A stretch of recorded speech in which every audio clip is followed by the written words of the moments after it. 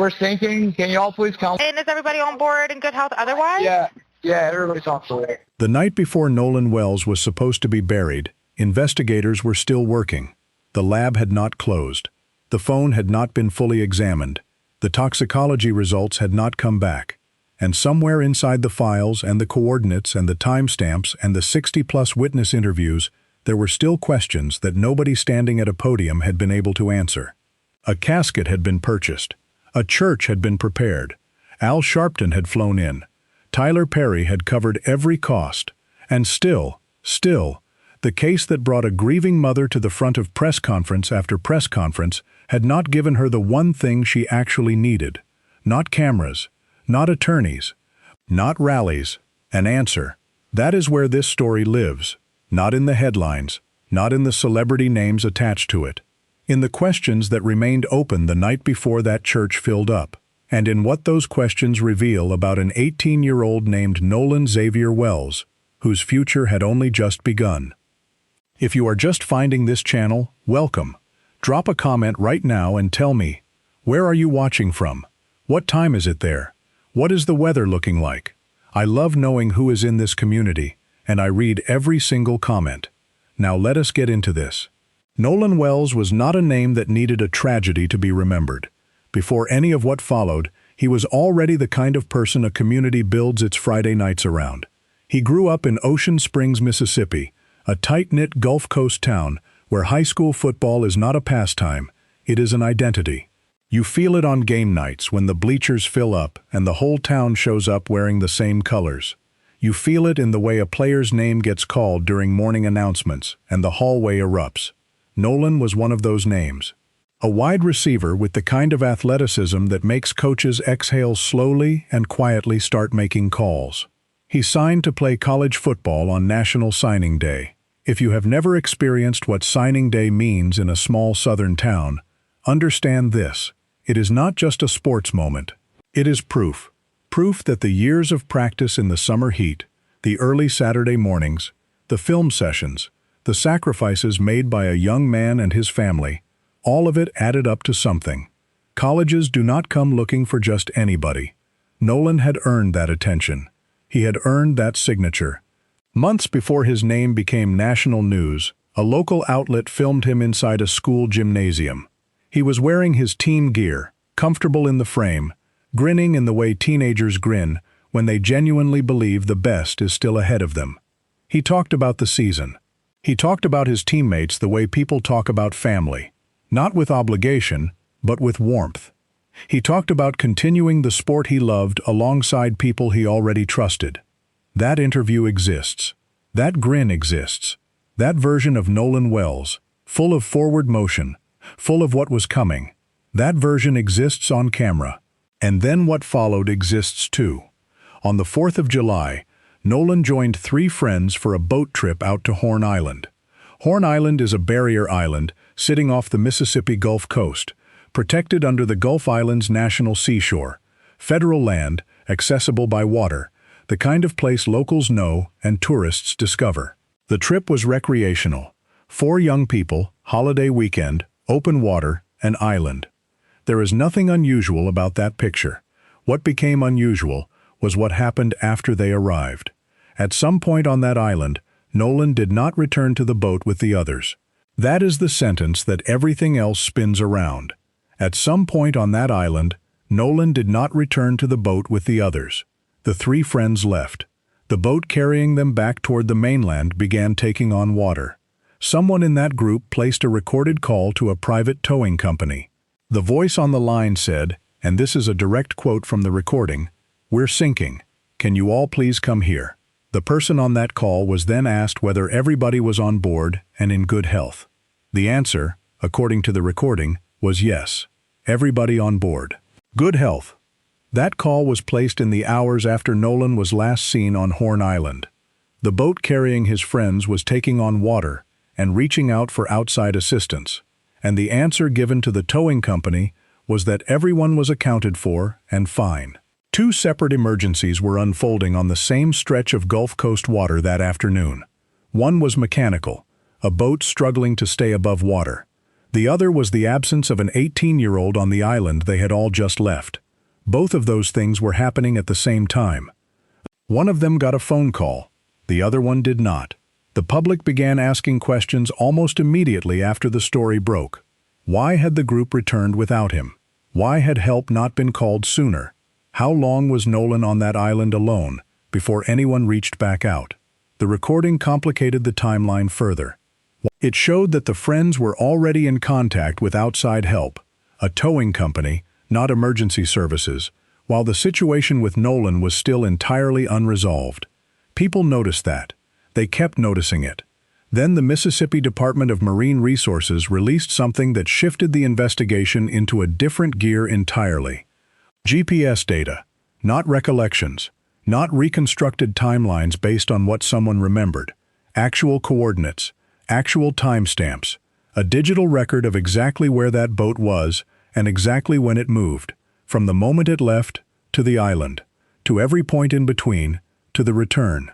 Investigators used that data to rebuild the day with a level of precision that human memory cannot compete with, especially human memory under stress. And here is the thing about human memory under stress. It does not always lie intentionally. It fills gaps. It smooths over the moments that are too uncomfortable to hold in sharp focus. It adjusts. GPS does not adjust. It simply records. And what the GPS record showed gave investigators a frame for the day that no single eyewitness account could have provided alone. The coordinates and timestamps placed the boat's movements in a sequence, where it was, how long it stayed, when it began moving again. That data sat alongside the towing company call and the eyewitness accounts and began to form a picture. Not a complete one, not yet, but a picture with enough detail to raise the kind of questions that do not go away on their own. Nolan's body was later recovered in the water off Horn Island.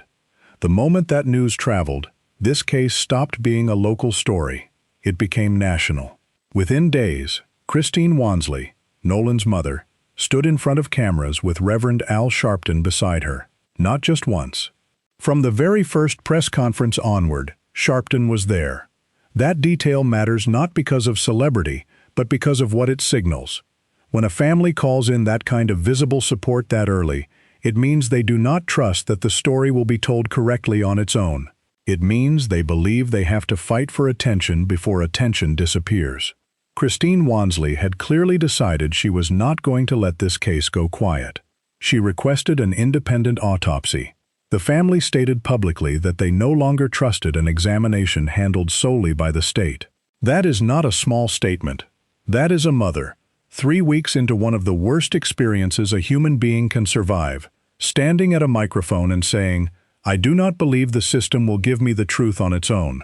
Former NFL quarterback Colin Kaepernick heard that and funded the independent autopsy. Filmmaker Tyler Perry heard that and covered the full cost of the funeral.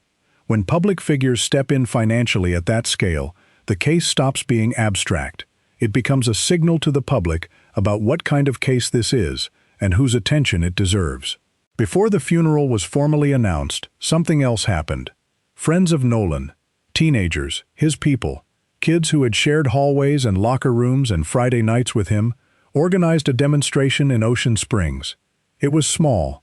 It was unpolished. It was driven entirely by the same unanswered questions that were already starting to ripple outward toward national headlines. Teenagers stood on a sidewalk holding signs. They were not political operatives. They were not organized by any group. They were just young people who had lost someone and needed somewhere to put that. Christine Wansley responded publicly. She asked that anyone planning to demonstrate, even on the day of the funeral, do so peacefully. She added that her son would never have wanted any kind of conflict or disorder connected to his name. Read that again. A mother who has just lost her child, who is in the middle of a public battle for answers, who is managing press conferences and attorneys and independent autopsies and funeral logistics, took a moment to speak directly to the people grieving around her and ask them to honor her son by keeping the peace. That speaks to who raised Nolan. That speaks to who he was. Now here is something worth pausing on, and I want you to think about this carefully. The family was offered the Mississippi Coliseum in Biloxi to hold the funeral. The Coliseum's commission voted without a single objection to open its doors. The executive director confirmed the offer publicly, a large, accessible venue capable of holding the volume of people that this case had drawn from across the country, offered unanimously to the family. And the family said no. They chose Center Point Church in Ocean Springs instead. A smaller building, the church where they had prayed, where they had celebrated marriages, where they had buried people before. No one close to the family explained that decision on the record. But think about what it means to choose the familiar over the spectacle when the whole country is watching. Think about what it means to bring your child home, not to an arena, but to the place where your family has always gone when life asked too much of you. Visitation was scheduled to open at 9 in the morning on Monday, July the 20th. The service would begin 2 hours later. Al Sharpton would officiate. After the service, the family planned a smaller gathering at the Jackson County Fairgrounds. Christine Wansley made clear that all official updates about the funeral and reception would come directly from her or from the family's attorney. She had spent 3 weeks watching information move through media channels in ways she could not control. For the funeral, she was going to control what she could. Now let us talk about what was happening inside the investigation, at the same time that family was choosing hymns and selecting flowers and trying to find words for a program that no parent should ever have to write. Jackson County Sheriff John Ledbetter confirmed that the FBI was actively assisting his department with the forensic review of digital evidence. The involvement was explained as standard procedure for cases connected to Horn Island, given that the island sits on federal land under the Gulf Islands National Seashore Jurisdiction. Federal land, federal involvement. Procedurally, that tracks. But the confirmation of FBI presence, regardless of the procedural explanation, added another layer to what was already a deeply layered case. More than 60 witnesses had been interviewed over nearly 3 weeks. 60. That is not a narrow investigation. That is a wide net, cast deliberately by investigators who either had many leads or were working very hard to build them. Among those interviewed in depth were the 3 friends who were on the boat with Nolan that day. What those interviews revealed has not been made fully public. But the number alone, 60 witnesses, tells you that this case was not being handled as a simple matter. And then there was the phone. Nolan's cell phone was recovered. His mother stated publicly that when it came back into the hands of investigators, messages appeared to be missing. Content that she said her son would ordinarily have shared during the hours before he disappeared. Messages, exchanges, the kind of communication a teenager maintains constantly, was not there. She did not speculate on the record about how that happened or who might have been responsible. She simply stated that content was missing from a device that should have told a fuller story. Following a meeting between the family's attorneys and Jackson County District Attorney Angel Myers McElrath, both sides reached an agreement, a joint inspection. Family-appointed experts and experts from the district attorney's office would examine the phone at the same time, in the same room, looking at the same data. That agreement matters. It means both sides recognized that the integrity of whatever that phone contains requires a process that neither side controls alone. If there is something recoverable on that device, deleted messages, metadata, communication timestamps, location pings, it would be found under conditions that both the family and the DA's office could stand behind. The phone, at that point, was in custody. The inspection was scheduled, and whatever that inspection would uncover had not yet been revealed. Think about that for a moment.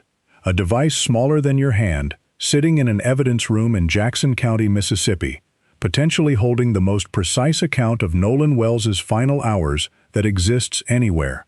Not witness testimony, not GPS coordinates, not a towing company call.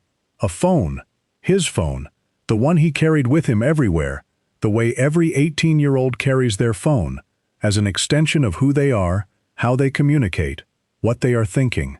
That device was waiting, and the night before his funeral, it had not yet given up everything it knew. If you have stayed with this story this far, I need you to do something right now. Hit that subscribe button if you have not already.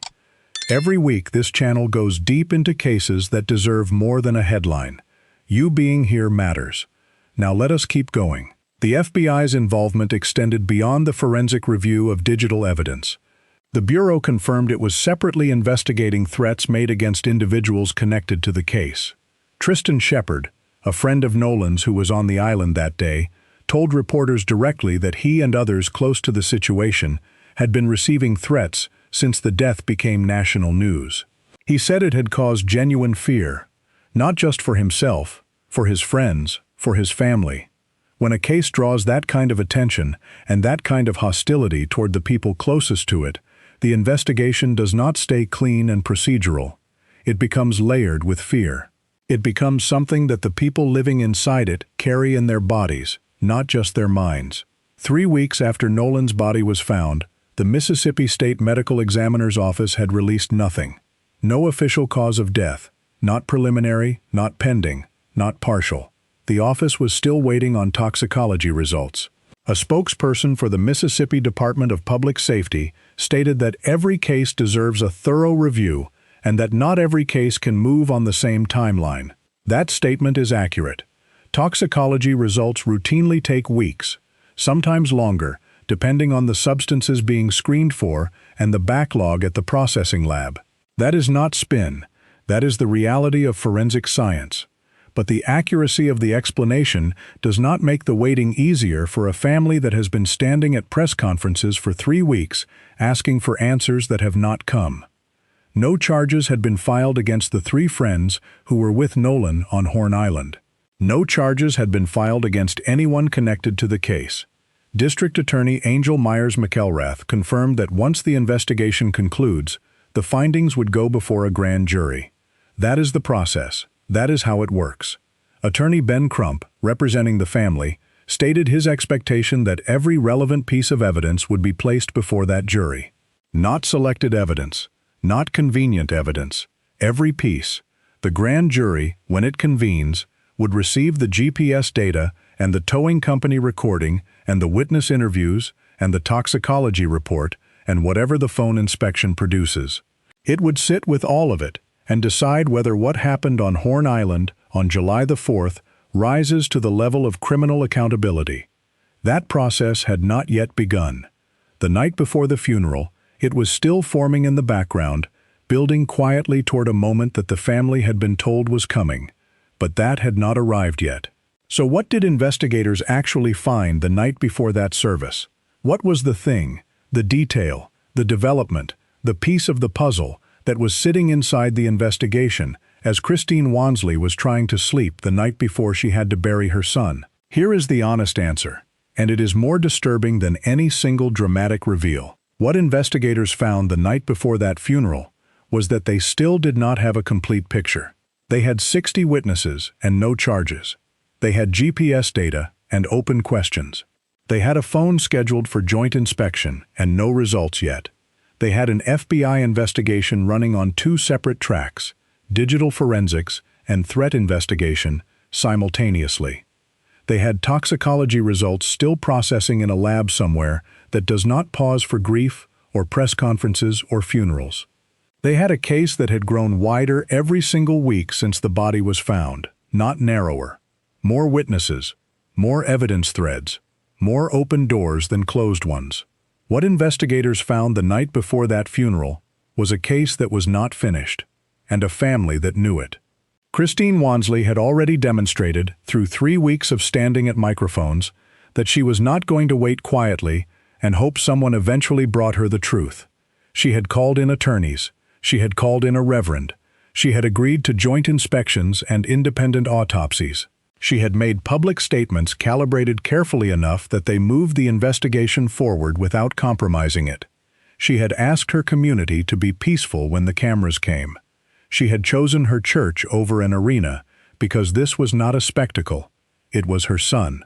She had done all of that while grief was doing what grief does, sitting in every room she walked into, following her to sleep, waking up with her in the morning. The family chose Centerpoint Church because Nolan belonged to Ocean Springs, not to a coliseum, not to a news cycle, not to a debate. He belonged to the town that watched him grow up, the teammates who lined up beside him, the mother who raised him, the future that was already written in his signing day signature. The church that had held that family through marriages and funerals before was going to hold them through this one too. On the morning of July the 20th, visitation opened at 9. People came. They kept coming. And then Al Sharpton stood at a pulpit in a church that was chosen deliberately, in a town built around Friday night football, and officiated the funeral of an 18-year-old wide receiver who had signed to play college football and had grinned in a gymnasium months before and had talked about his teammates like they were family and had gotten on a boat on the 4th of July and had not come home. The lab was still running. The toxicology was still processing. The phone was still waiting. The grand jury was still forming. The investigation was still open. Grief does not follow the same timeline as a news cycle. That is the sentence that this entire case keeps returning to. The cameras will move to the next story. The trending topics will shift. The social media posts will slow down. But Christine Wansley will still wake up every morning in the same house, with the same absence, with the same questions. The investigation does not stop because the funeral happened. The lab does not close its doors out of respect for the service. The grand jury process will continue building quietly in the background, regardless of what any calendar says. In that gymnasium interview, Nolan Wells talked about the season ahead like it was a door he could already see himself walking through. He grinned. He was surrounded by people he trusted. He was 18 years old, and his name was in a college's system, and his future was in motion. That version of Nolan exists on camera. It exists in the memory of every person who shared a hallway or a locker room or a Friday night with him. It exists in his mother, who has carried it to every press conference and will carry it past every camera that eventually stops showing up. What this case demands, what Nolan Wells deserves, is not a headline.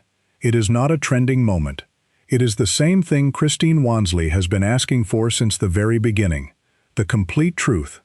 Every piece of evidence before a jury, a process that does not cut corners because the case is complicated, or the timeline is inconvenient, or the questions are uncomfortable. An answer that holds up, not because it is easy, but because it is real. The investigation is active. The evidence is still coming in. The results are still pending. And somewhere in Ocean Springs, Mississippi, a family buried a son and woke up the next morning still waiting. That is not the end of this story.